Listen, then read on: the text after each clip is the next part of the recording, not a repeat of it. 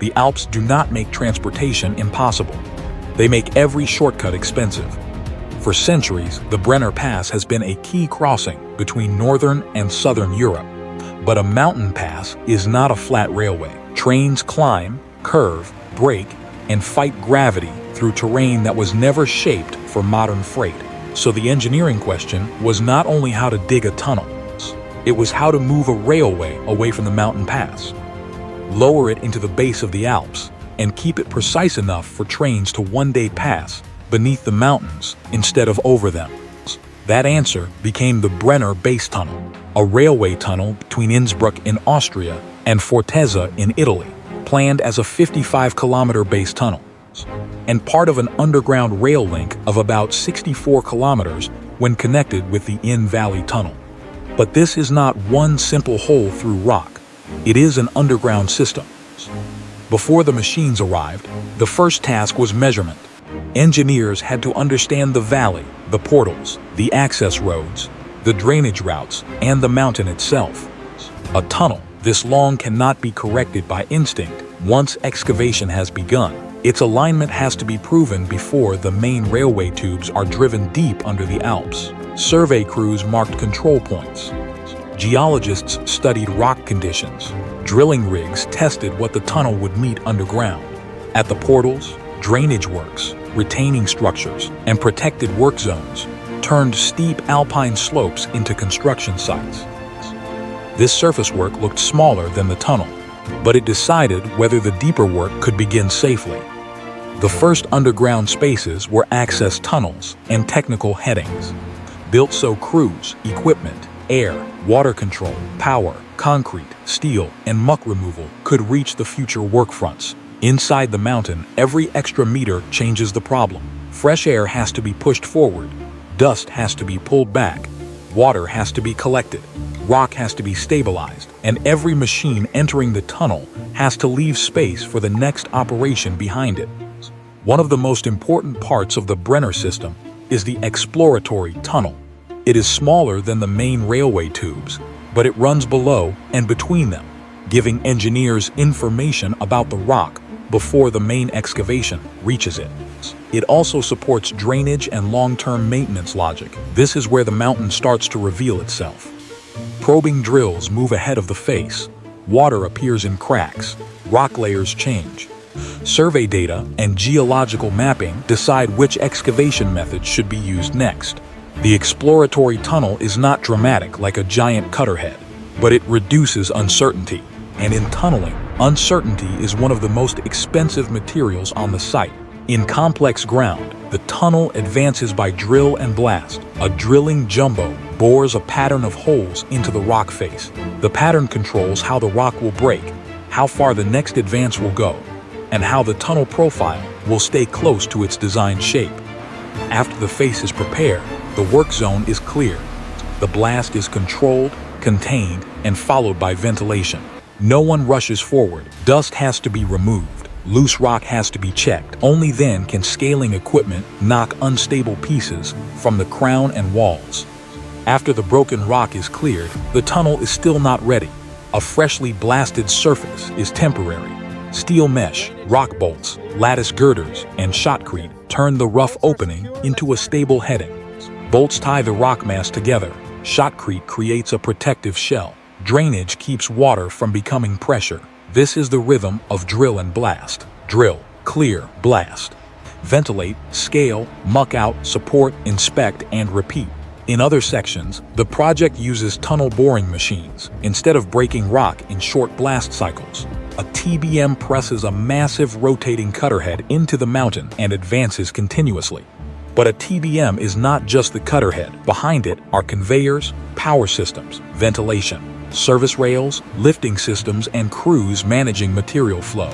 Before it can cut, the TBM has to be assembled underground. The cutter head is aligned. Backup gantries are connected. Conveyors are tested.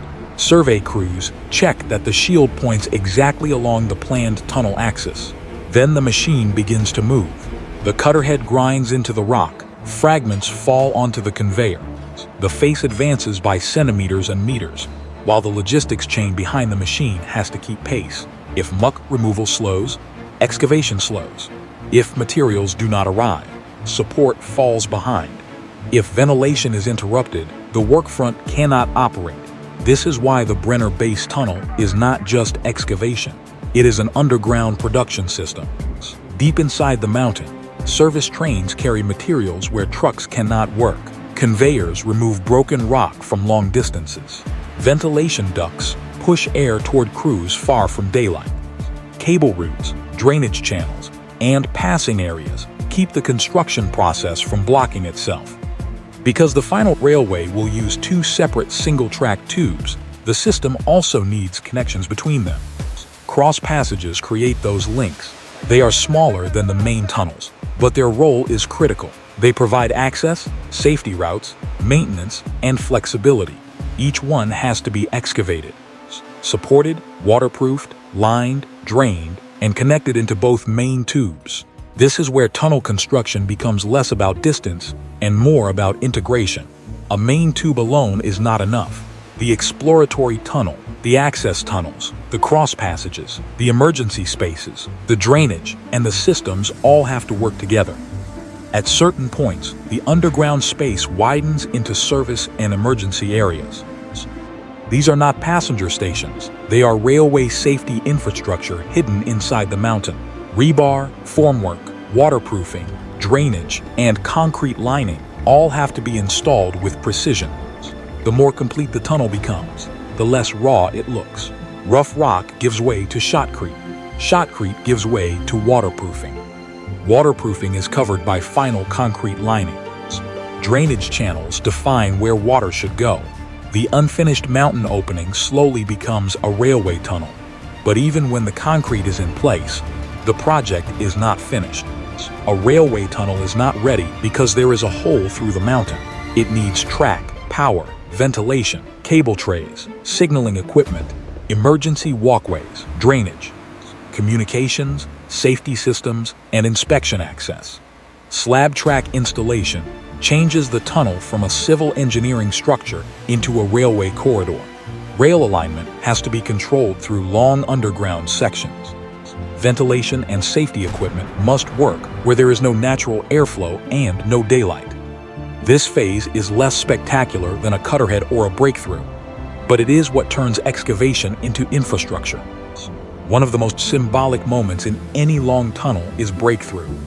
For the Brenner project, breakthrough is not a celebration of chaos. It is the result of years of alignment control. Two tunnel drives approach each other through rock that no one can see through. Survey data, geology, machine control, and excavation sequence all have to agree long before the final wall is opened. When the last diaphragm of rock is removed, the important result is not the dust. It is accuracy. The two headings meet where they were supposed to meet. The connection can be inspected, cleared, stabilized, supported, and turned into one continuous part of the system. From there, the work shifts toward completion and testing. Inspection vehicles move through finished sections. Crews check drainage, cable trays, ventilation, emergency walkways, and rail systems. Safety teams test how people and equipment would move through the tunnel before regular service begins. The project remains a construction and commissioning environment until those systems are proven. The Brenner Base Tunnel is being built for future passenger and freight trains. But the real engineering achievement is not only speed, it is gradient, it is control. It is replacing a difficult mountain crossing with a lower, straighter railway path beneath the Alps. A steep pass forces trains to fight the mountain. A base tunnel changes the problem. Instead of climbing over the barrier, the railway passes through its foundation. Most travelers will never see the construction logic. They will see a train enter a tunnel and leave on the other side of the Alps. Between those two moments will be decades of geology, excavation, support, waterproofing, logistics, testing, and control. That is the strange success of a base tunnel. The mountain remains, the route changes, and the most complex part of the journey becomes the part passengers barely notice.